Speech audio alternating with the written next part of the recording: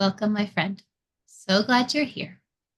You could start by telling us your name and what it is that you do currently in for your job in early childhood education. Yeah, thank you.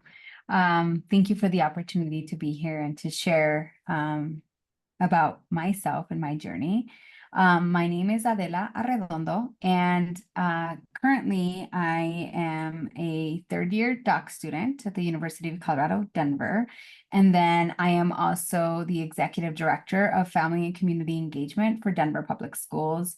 And so that may sound a little like removed from early childhood exactly, but the way that that is, family engagement is across all ages, across all families. And so family engagement is important and critical to our students' well-being and success across all stages of life.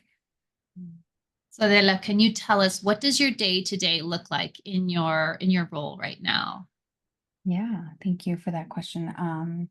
It's prompted me to think through my day, and I quickly want to glance at my calendar and tell you what it feels like, which in summary, you would say, oh, I attend a lot of meetings, right? But I think more than that, the core of what we do is really advocate for families and for communities to be involved in all spaces as it relates to our district and to programming that affects our students and that impacts our students, both positively and negatively, right? So we think about sometimes decisions are made and we know that those decisions are going to have impacts on our families or impacts on schools or communities. And so really making sure that there's a family perspective in the work that the district is doing. So that's more than anything what I would like to highlight as to what I do. So when I am in these meetings, right, I think about it as I am a voice and I am occupying a seat at that table,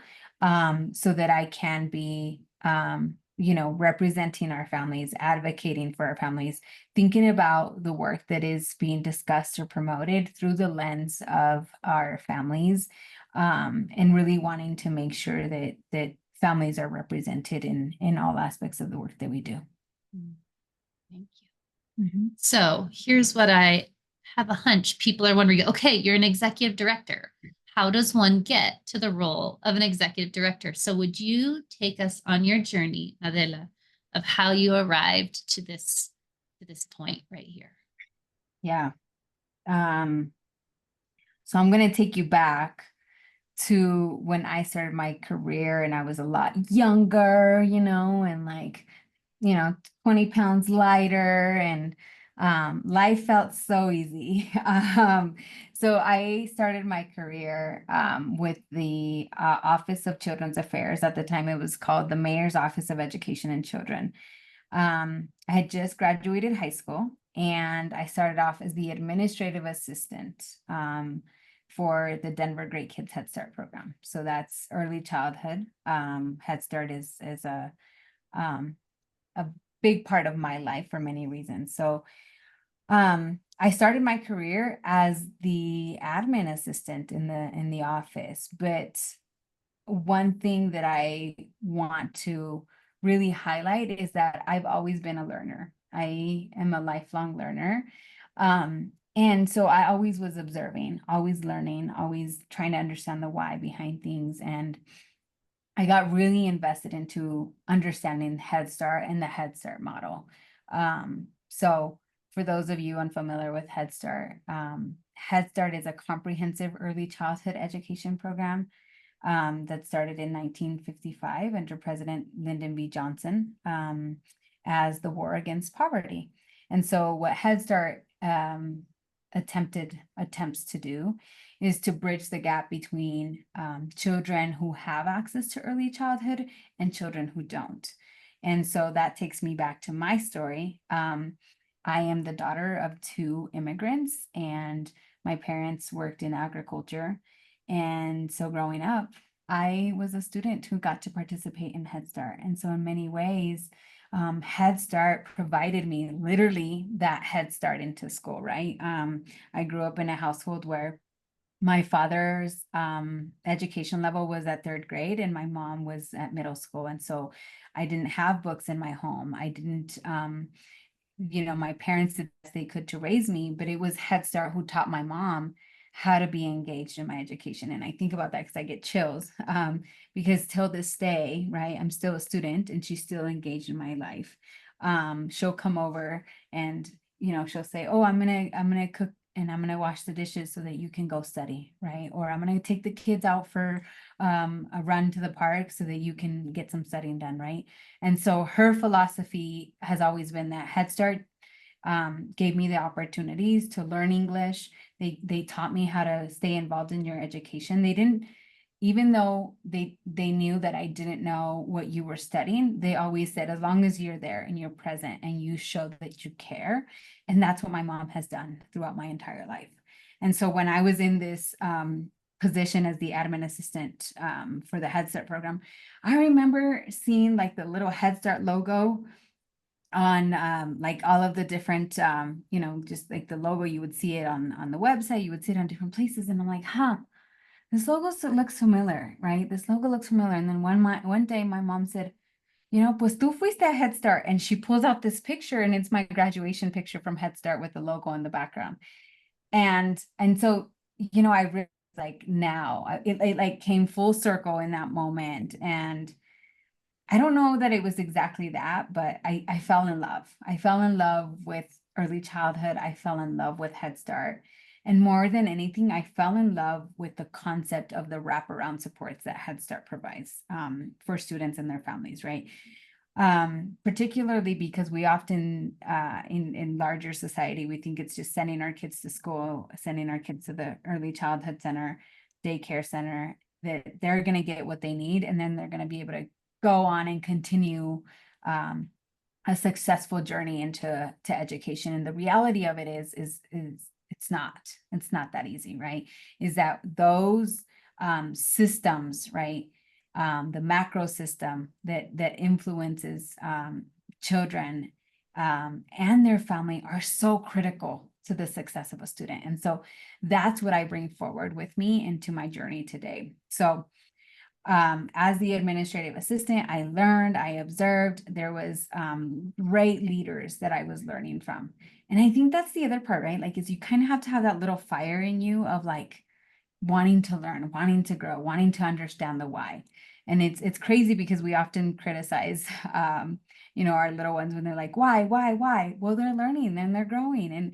And we have to operate through that same curious mindset when we're in these spaces too of learning. So I got to learn a little bit about health services and Head Start and education services and disabilities and mental health. But my jam was always family services, right? My jam was family services because as the administrative assistant, I would get calls from families and community and saying, hey, my child isn't potty trained and, he just, I don't know what to do with him. He's at home. All I ever do is like put on TV. And I just really feel like he's not learning because, he's not able to go potty by himself and he doesn't know his ABCs and he's probably going to fall behind in school. And you'd hear all of these like beautiful and loving concerns that families had.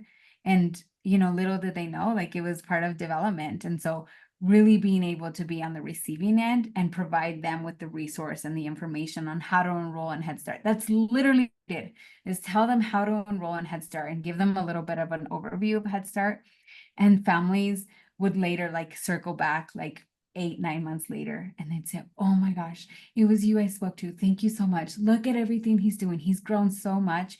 And you'd see their faces light up and you would just hear the impact that Head Start, that early childhood had on their lives, on their students specifically, and that passion that parents brought for early childhood and for the trajectory that this experience is now setting their kiddos up for lifelong educational success.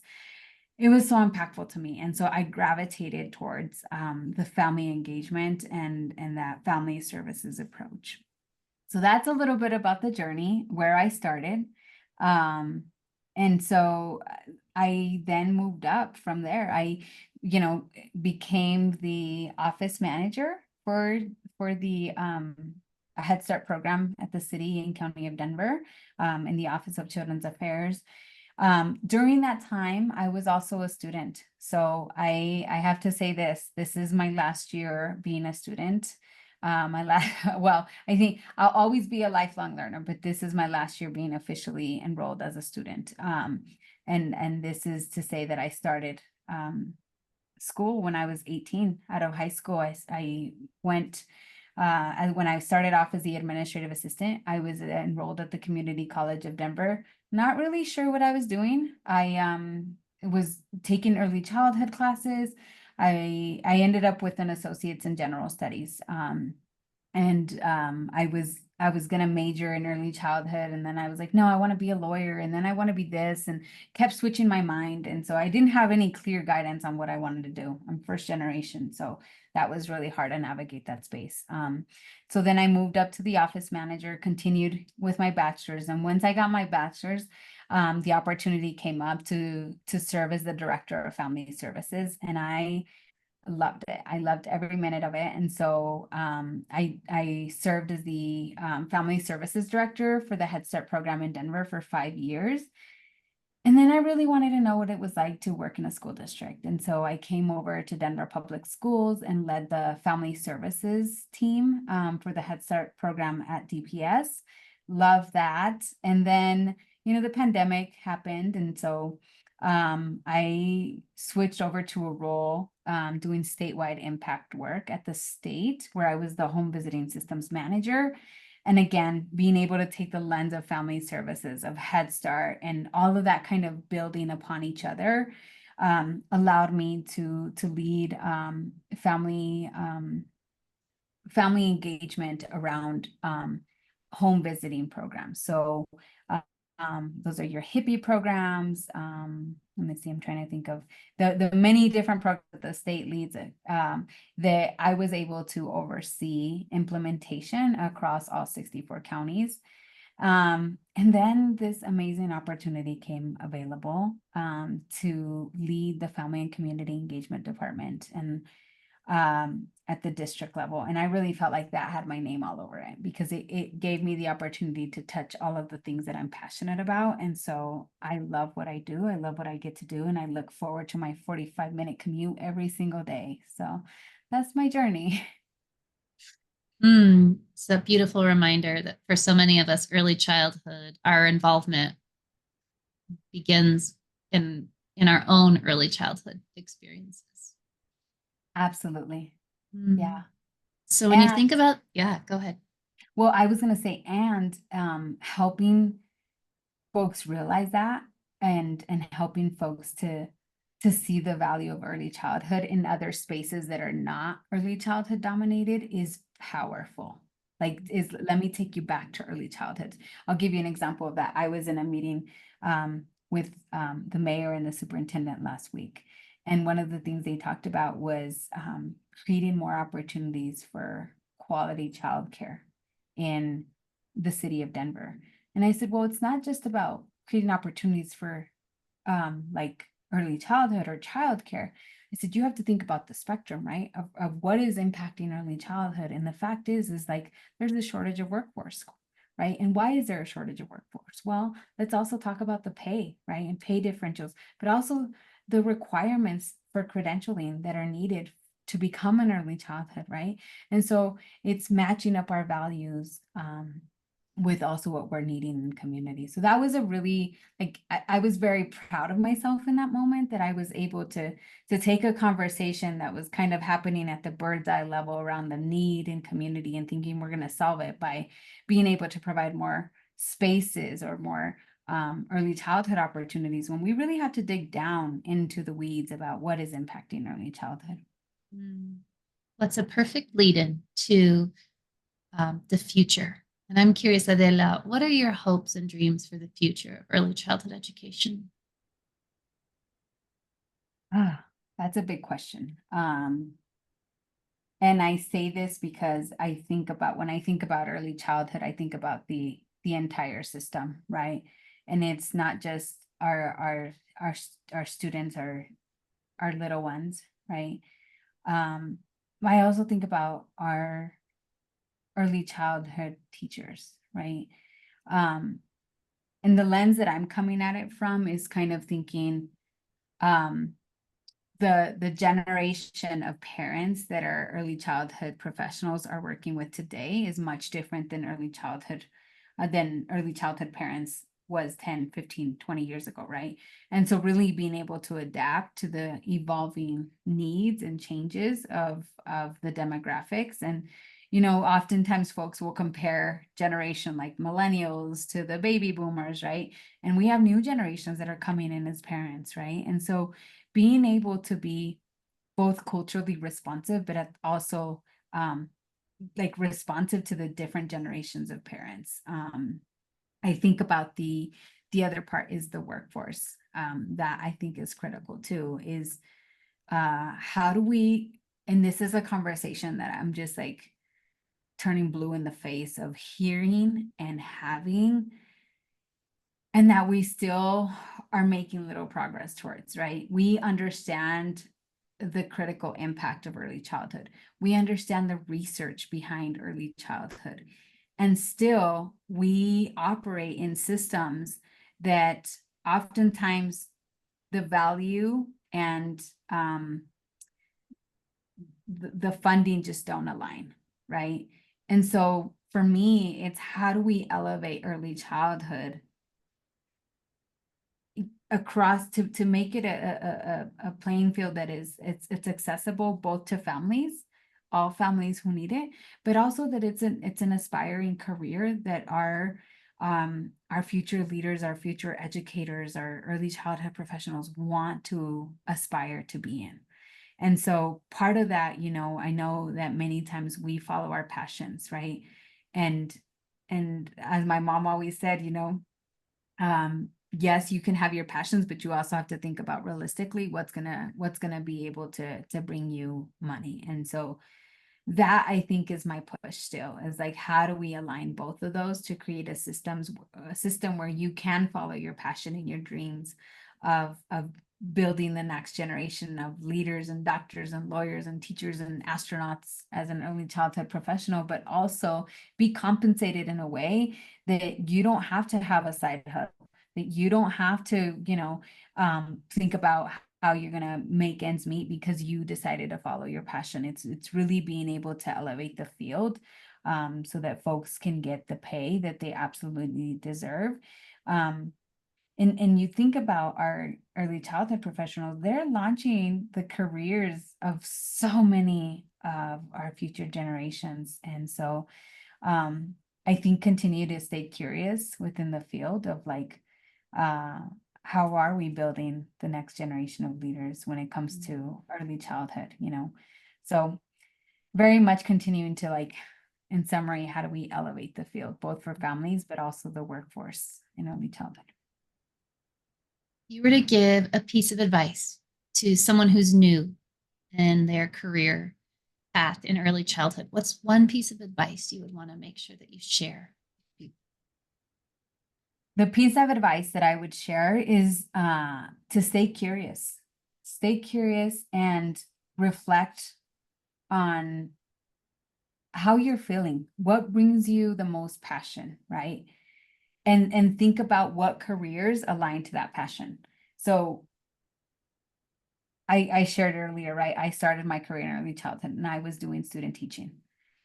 And I'll never forget this. Like, I think like for me, like I was in the classroom and all I wanted to do was play. Like all I wanted to do was play. I didn't like the data part. I didn't like the recording of notes. Like that was not my thing. I just wanted to play. And so I was in tune with myself. I reflected a lot and knew that about myself. But then I also saw where my strength was, and the things that brought me joy was talking to the families, telling the families about the opportunities that were coming up, about their child's learning at home. And that was really what brought me joy, and I followed that path, right? And I think about like I learned like this is what I'm really like liking, and families are responding to me, and the feedback that I got was like, you're good at this, right? but I think like if I wouldn't have stayed curious, like I wonder like what my life would have been like if I would have gone down a different path, and maybe I would have left early childhood, you know, for good. But I think that for me, it's like I really followed the path of like, this is what I'm good at, this is what I like to do. And so this is what I did. Well, thank you, Adela. Really appreciate you being here with us.